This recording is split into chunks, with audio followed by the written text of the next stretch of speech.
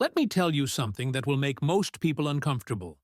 If you're 60 years old with $100,000 and you think you're going to safely turn it into $1 million in 5 years, you're not an investor. You're a gambler. And the house always wins against gamblers. But nobody wants to hear that anymore. They want the dream, the quick fix, the secret formula that Wall Street doesn't want you to know. That's the first and most dangerous delusion about investing after 60. Believing you can make up for lost time by taking desperate risks. I've watched this pattern destroy more retirement plans than market crashes ever have. The mathematics are brutal and unforgiving. To turn 100,000 into $1 million in 5 years, you need a 26% annual return. Every single year, without fail. You know who's done that consistently? Nobody. Not me, not Warren, not anyone you should trust with your money. Before we continue, if you want to avoid the mistakes I'm about to expose and understand what actually works for building wealth after 60, subscribe to the channel and hit that notification bell. This is the kind of unfiltered truth that won't make me popular, but it might save your retirement. Now, here's what separates people who preserve and grow their capital from those who lose it. Understanding that at 60, your timeline isn't shorter than you think. It's longer. Most people approaching retirement age make a catastrophic mental error. They think they're investing for 5 years, maybe 10. That's backwards thinking. If you're 60 and reasonably healthy, you're investing for 30 years. 30 years. Let that sink in. At 60, statistically speaking, you've got a good shot at living to 90. Your spouse might live to 95. You're not building a nest egg for the next decade. You're building a machine that needs to run for 3 decades, while inflation systematically destroys the purchasing power of every dollar you're not growing. I'll give you the mathematics that changed how I think about this. Let's say you're 60 with that $100,000. You want it to become $1 million. Here's the uncomfortable truth about the timeline. At a genuine, sustainable, reasonably safe return of 8% annually, your 100,000 becomes $1 million in about 29 years. You're 89 years old. That's not a motivational speaker's timeline. That's reality. But here's what people miss. You don't need $1 million at 65. You need that $1 million at 85, when your medical expenses multiply and your ability to earn additional income evaporates completely. The timing actually makes sense if you're honest about what you're building and why. Most people do the calculation, see 30 years, and panic. That's when the mistakes start. They chase yield. They buy penny stocks. They follow a nephew's cryptocurrency advice. They invest in their brother-in-law's restaurant. Smart people do something different. They recognize that getting to $1 million safely is far more valuable than getting to $1 million quickly. Here's why. The safe path preserves optionality. If you build wealth slowly using sound principles, you can still access that capital if you need it for healthcare, for helping family, for actual emergencies. The fast path, the gambling path, has a 95% chance of leaving you with less than you started with, and zero optionality when you're 75 and need that money. Let me address what most people miss about returns after 60. The difference between nominal returns and real returns becomes the difference between eating in retirement and being a burden on your children. If someone promises you 8% returns and inflation is running at 4%, your real return is 4%. Not 8. 4. I've watched 7 decades of people confuse these numbers and then wonder why their retirement income buys less every year, even though their account balance is growing. The number on your brokerage statement doesn't matter. What matters is what that number can buy. I learned this watching my father's generation. They saved religiously. They bought government bonds yielding 5%. They thought they were safe. Then inflation ran at 7% for a decade, and their savings got destroyed without the account balance ever going down. They didn't lose money. They lost purchasing power. That's not the same thing. It's worse. Here's something that separates the survivors from the casualties in retirement investing. Understanding that volatility is not the same as risk. Your broker wants you to think they're identical because it keeps you in expensive, low-return products that are safe. A money market fund paying 1% isn't safe when inflation is 3%. You're losing 2% of your purchasing power every year, guaranteed. That's not safety. That's slow financial death. Real risk at 60 isn't watching your account balance fluctuate month to month. Real risk is running out of money at 85. Real risk is becoming dependent on others. Real risk is losing your independence because you prioritized feeling comfortable over being financially secure. I remember sitting with Warren 30 years ago discussing retirement portfolios. He said something I've never forgotten. The stock market is a device for transferring money from the impatient to the patient. At 60, you have the gift of time if you're willing to use it. Most people waste this gift. They treat their portfolio like a checking account they might need next week. They sell when the market drops 10%. They buy when things feel safe. They turn a 20 to 30-year investment horizon into a series of panicked tactical moves that destroy returns. The mathematics are clear. Over 20 years, the S&P 500 has never produced a negative return. Never. Over 30 years, the average return is close to 10%. But the average investor over that same period makes half that because they buy high, sell low, and pay fees to advisors who add no value. Now, here's what makes people uncomfortable. The path to turning 100,000 into a million after 60 requires accepting temporary paper losses. Not real losses. Paper losses. The difference is crucial. If you invest 100,000 in a diversified portfolio of quality businesses and the market drops 20% next year, you don't have $70,000. You have the same shares of the same businesses, temporarily priced lower by Mr. Market having a bad day. If those businesses keep generating cash flow, keep growing earnings, keep compounding value, their temporary price doesn't matter. What matters is what they're worth in 20 years when you need the money. Most people can't internalize this distinction. They see the account balance drop and panic. That panic is the enemy. Not the market volatility, the panic. Let me tell you about two investors I knew. Both were 60 years old in the year 2000. Both had $100,000. The first one looked at tech stocks going up 40% a year and thought he'd found the answer. He'd turn his 100,000 into a million in 5 years. He put everything into high-flying internet stocks. Within 2 years, he had $30,000 left. He never recovered. He's 75 now, working part-time at a hardware store because his Social Security isn't enough. The second investor put $60,000 in a boring S&P 500 index fund and $40,000 in investment-grade bonds. He rebalanced once a year. He never sold in panic. He added money when he could. Today, at 75, he has $900,000. In 5 more years, at reasonable returns, he'll cross $1 million. More importantly, he sleeps well. He never checks his account more than once a quarter.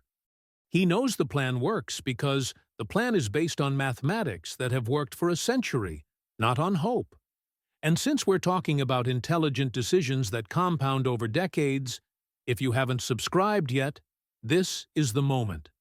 The insights you're getting here took me 7 decades to accumulate, and I'm sharing them freely because I wish someone had told me these truths when I was younger. Now, let me address the heart of what people get wrong about asset allocation after 60. The conventional wisdom is that you should subtract your age from 100, and that's the percentage of stocks you should own. So at 60, 40% stocks, 60% bonds. This is nonsense. It's a rule created by people who don't understand mathematics or longevity. If you're 60 and healthy, you need growth for 30 years. You need 70% stocks, not 40. The difference between a portfolio that's 40% stocks and 70% stocks over 30 years is the difference between having enough money and running out at 85. Let me show you the math. $100,000 growing at 5% for 30 years becomes $432,000. That same 100,000 growing at 8% becomes over $1 million. The 3% difference in return, which is roughly what you get from having more stock exposure, is the difference between comfort and crisis in your 80s. But here's the crucial part people miss. Those stocks can't be garbage. They can't be penny stocks or speculation or your neighbor's startup. They need to be businesses. Real businesses with real earnings and real competitive advantages. When I say 70% stocks, I mean owning pieces of companies like Coca-Cola that will sell more beverages next year than this year. Like Johnson & Johnson, that will sell more healthcare products in 20 years than today. Like Apple, that has $100 billion in cash and prints money from services. These aren't stocks. They're ownership stakes in profit-generating machines.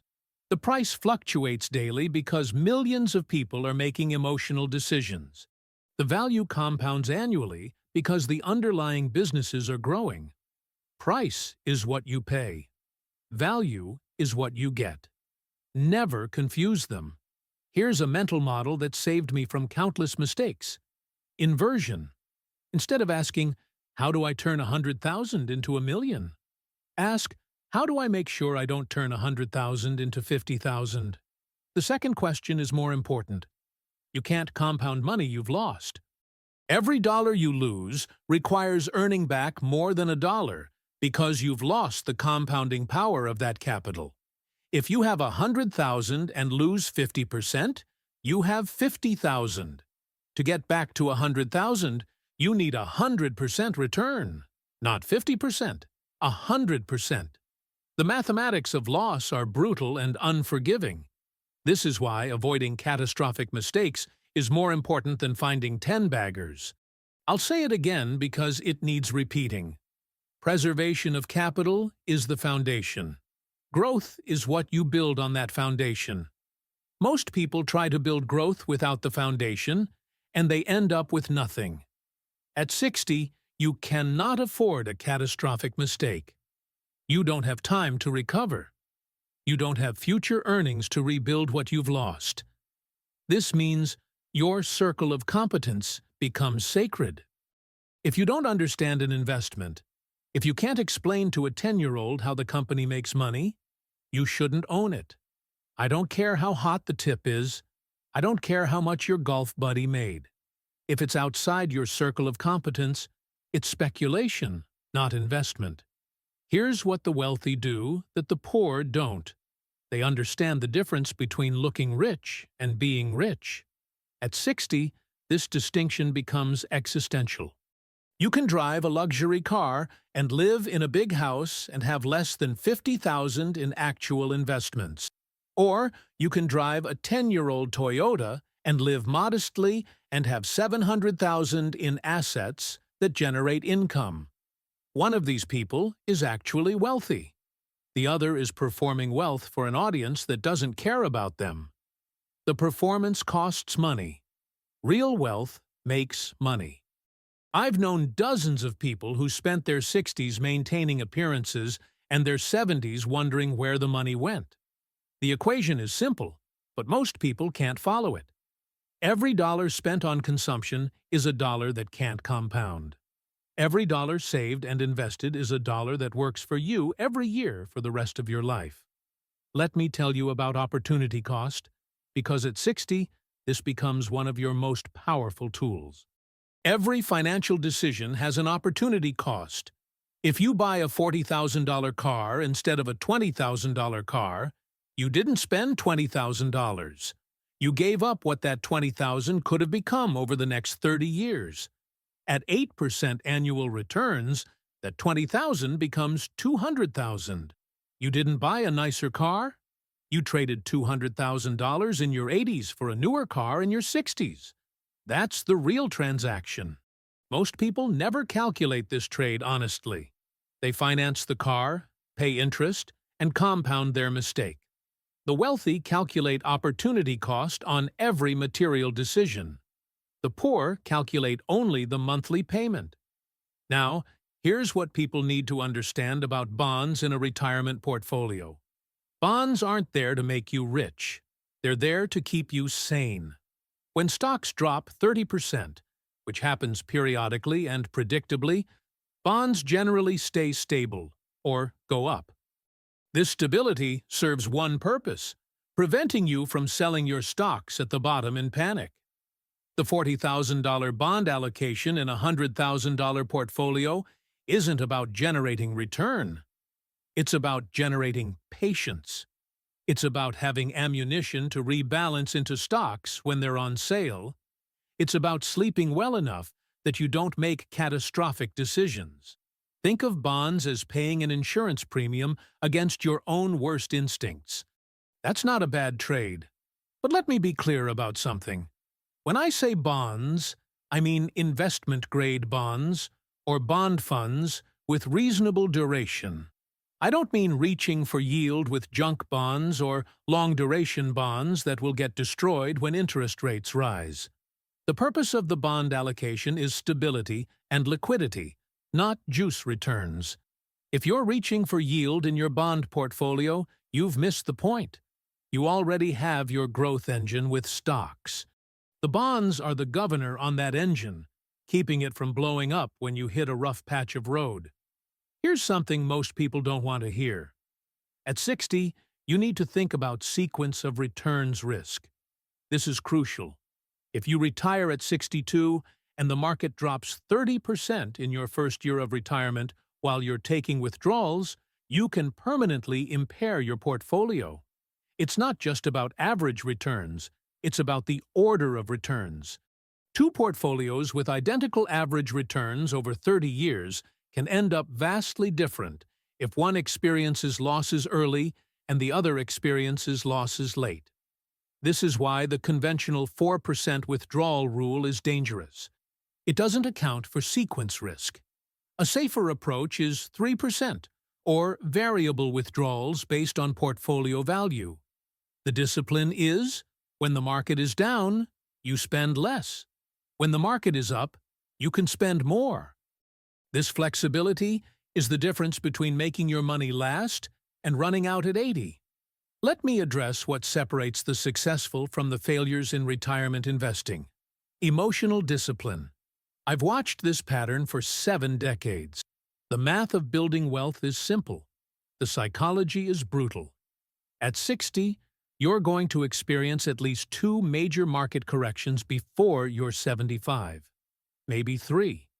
In each one, the market will drop 20 to 40%. Your 100,000 will become 60 or 70,000 on paper.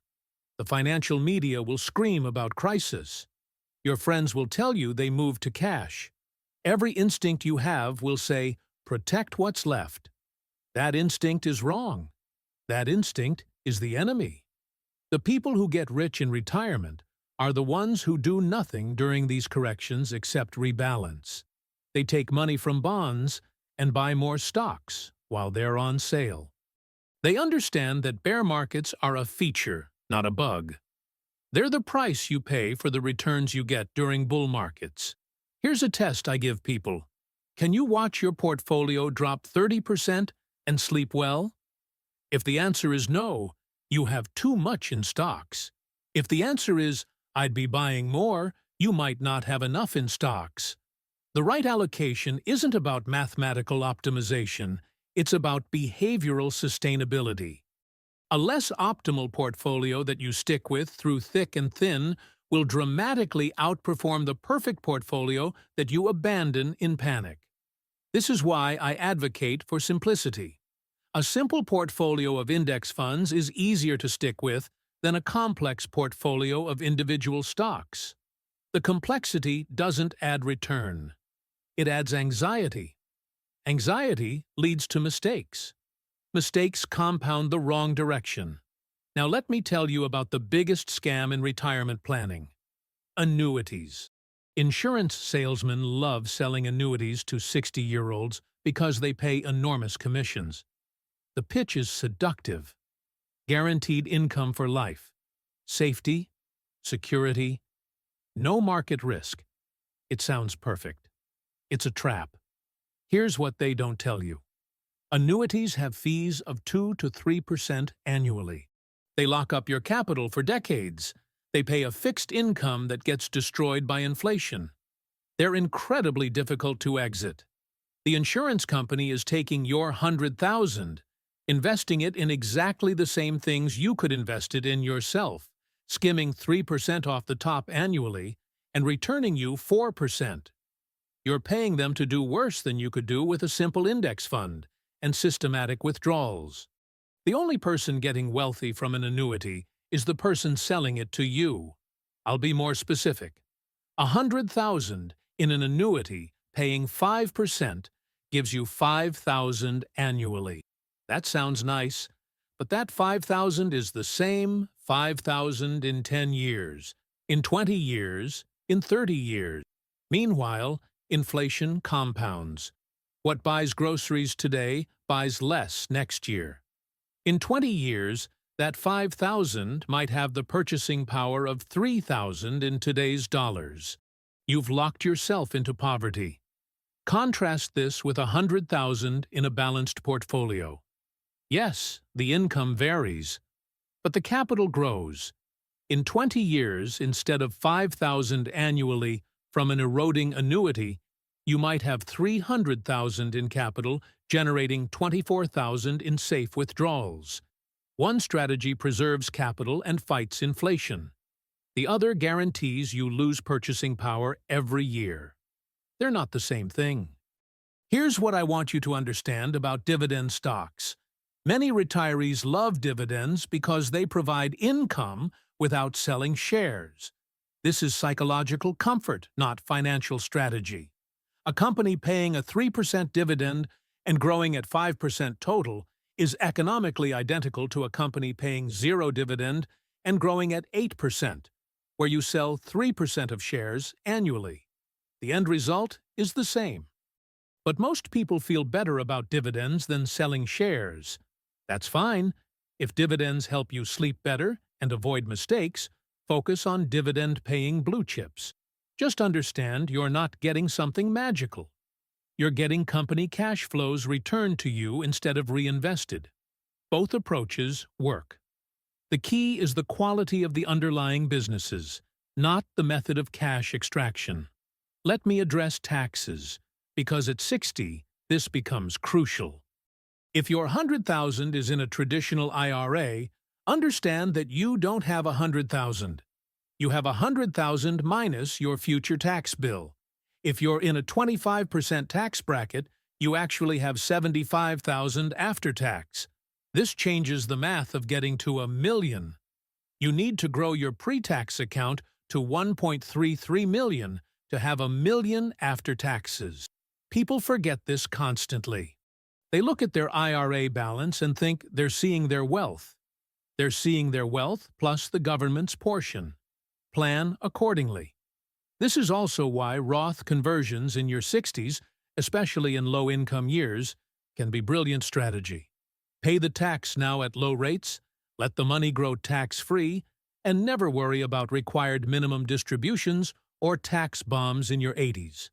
Now, here's what makes people uncomfortable. Social Security timing.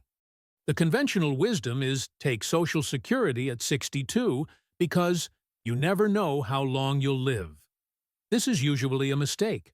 Every year you delay from 62 to 70, your benefit increases 8%. That's an 8% guaranteed return from the government. You cannot get that safely anywhere else. If you have $100,000 at 62, the smart move is often to live off that capital until 70 and take the maximum Social Security benefit. The math is counterintuitive, but clear. Starting at 70 instead of 62 can mean an extra $1,000 monthly for the rest of your life. Over 25 years, that's $300,000. The people who take Social Security early are usually making an emotional decision disguised as a financial decision. They want the money now. They distrust the government. They have health concerns. These are real feelings, but poor financial planning. Let me tell you what I see happening constantly. People optimize for the wrong outcome. They optimize for short-term comfort instead of long-term security. At 60, with $100,000, your goal isn't maximizing next year's income. It's ensuring you never run out of money. These goals are different and require different strategies. Maximizing short-term income means high-dividend stocks, annuities, taking Social Security early. It feels good now. It's dangerous later. Ensuring long-term security means accepting lower income now, letting capital compound, building margin of safety. It feels restrictive now. It's secure later. One feels safe. One is safe. They're not the same thing. Here's a framework of questions I give people when they're planning retirement investments. First question, can you explain this investment to a 10-year-old? If not, don't buy it. Your circle of competence is your edge. Stay inside it. Second question, what's the worst realistic case scenario? Not the most likely. The worst that could reasonably happen. Can you survive it financially and emotionally? If not, adjust allocation. Third question, what's your time horizon for this money? Not when you want to spend it. When you'll need to spend it. There's a difference. Fourth question, what are the second-order consequences? If this investment does well, what happens? If it fails, what happens? Think 2 steps ahead, not 1. Fifth question, invert the problem. Instead of asking how to turn 100,000 into $1 million, ask, how do I make sure I don't turn 100,000 into 50,000? The inverse question often reveals better strategy. Here's what rich people understand that poor people don't. Behavior beats knowledge. The financially successful aren't smarter. They're more disciplined. They have systems. They automate. They remove emotion from decisions. At 60, with $100,000, you need a system. Here's mine. First, decide your asset allocation based on your sleep well at night test and time horizon. 70% stocks, 30% bonds is a reasonable starting point for most people. Second, implement using low-cost index funds. Vanguard, Fidelity, Schwab. Total stock market index, total bond market index. That's it. Third, rebalance once per year. When stocks are up, sell some and buy bonds. When stocks are down, sell bonds and buy stocks. This forces you to buy low and sell high systematically. Fourth, ignore everything else. Don't read financial news. Don't watch CNBC. Don't listen to predictions. Don't trade. The system works if you work the system. Let me be direct about something. If you're 60 with only $100,000 in investable assets, you have a problem. Not an insurmountable problem, but a real one. You're behind where you should be. This is reality. The question is, what do you do about it? The wrong answer is panic and take desperate risks. The right answer is accept reality and optimize for your actual situation. This means, first, delay Social Security to maximize lifetime benefits. Second, work part-time if possible to delay portfolio withdrawals. Third, live below your means more aggressively. Fourth, invest in growth assets with appropriate risk management. Fifth, plan for a long life and structure accordingly. These actions compound. Working 3 more years and delaying Social Security can add hundreds of thousands to lifetime wealth. Not sexy advice, effective advice. Here's something I've watched destroy more retirement plans than anything else: helping adult children financially. At 60, you cannot afford to subsidize grown adults. You cannot co-sign loans. You cannot invest in their businesses. You cannot give them down payments. You cannot bail them out repeatedly. Every dollar you give away is a dollar you won't have at 85. This isn't selfishness. It's mathematics. You need every dollar of that 100,000 to grow into the capital that supports you for 3 decades. Your children have time to build wealth. You don't. The best help you can give them is not being a financial burden in your 80s, because you gave away your capital in your 60s. Be generous with wisdom and time. Be ruthless about protecting your capital. This is tough love, but it's love. Now, let me address inflation, because this is the silent killer of retirement plans. At 3% annual inflation, the purchasing power of money halves every 24 years. At 4%, it halves every 18 years. If you're 60 now, your 100,000 has the purchasing power of 50,000 when you're 84 at 3% inflation. The scary part, that's assuming you don't spend any of it. If you need your portfolio to generate income and fight inflation, you need growth. This is why a bond-heavy portfolio is dangerous. Bonds might feel safe, but they don't beat inflation reliably. Stocks beat inflation reliably over long periods. The historical real return of stocks is 7% above inflation.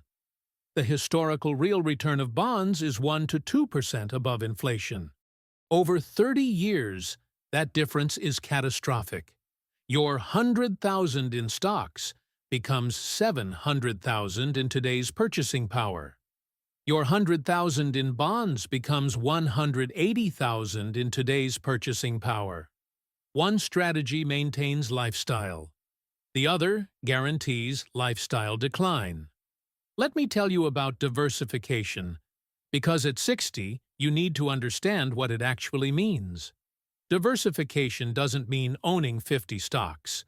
It means owning businesses in different industries with different economic drivers. Owning 10 bank stocks isn't diversification. Owning businesses in healthcare, technology, consumer goods, energy, and finance is diversification. The purpose is simple: reduce the chance that any single event destroys your portfolio.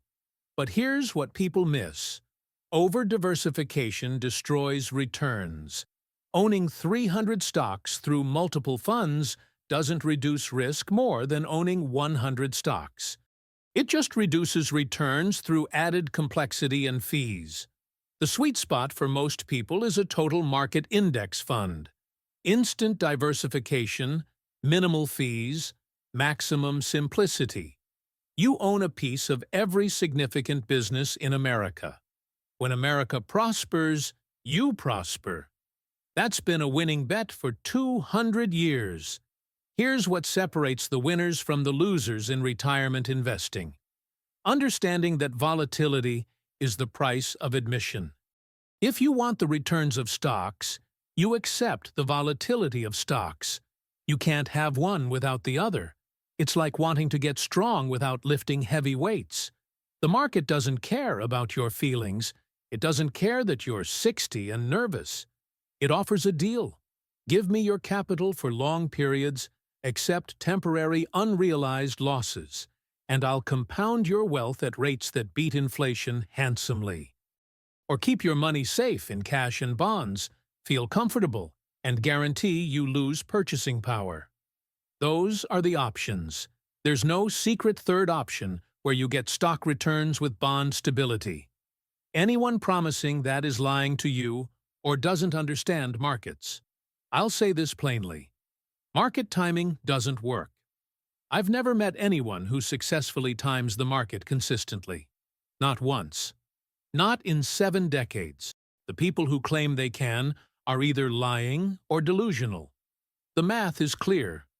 To successfully time the market, you need to be right twice. when to get out, and when to get back in. Most people get out after a drop and get back in after a recovery. They sell low and buy high. This is the opposite of building wealth. At 60 with $100,000, you cannot afford market timing mistakes. You invest your capital according to your plan, you rebalance annually, and you ignore everything else. The market will have corrections. You'll feel nervous. That's normal. Do nothing. The corrections always end. The uptrends always resume. This has been true for a century, and will likely be true for your lifetime. If you take nothing else from this, take this. Turning 100,000 into $1 million after 60 is possible, but it requires accepting truths most people reject. I'm 99 years old, and I've spent most of that time watching people make predictable mistakes with their retirement money. Not because they're stupid, but because they're emotional. Because they want security, but choose strategies that feel safe rather than strategies that are safe. Because they optimize for comfort today at the expense of security tomorrow. The antidote isn't genius, it's discipline. 3 simple principles. First, invest for the timeline you actually have, which is probably 30 years, not 10. Second, own productive assets that grow with the economy, not cash equivalents that get destroyed by inflation. Third, implement a system you can stick with through inevitable volatility, then stick with it. That's it. That's the wisdom of 7 decades of watching money compound and watching people make mistakes. Warren and I built Berkshire by following these principles consistently for 60 years. We bought quality businesses at reasonable prices. We held them through volatility. We let compound interest work. We avoided catastrophic mistakes. We stayed within our circle of competence. You can do the same thing on a smaller scale with index funds and patience. The principles are identical. The math is identical. The emotional challenges are identical. The outcome will be identical if you follow the process. The choice is yours. You can chase hot tips and cryptocurrency and penny stocks, feeling like you're doing something productive while systematically destroying your capital. Or you can invest in boring, productive, cash-generating businesses, experience temporary discomfort during corrections, and build lasting wealth over time. One feels like action. One creates results. They're not the same thing. One more thing. The path from 100,000 to $1 million after 60 isn't just about the money. It's about maintaining independence. It's about not being a burden. It's about having options when health fails or circumstances change. That independence is worth more than the million itself. The money is just the tool. The independence is the goal. Never confuse the two. If this video changed your perspective on building wealth after 60, show it. Leave your like, subscribe to the channel, and share with someone who needs to hear this truth. Better yet, share it with someone about to make a costly mistake. See you in the next video.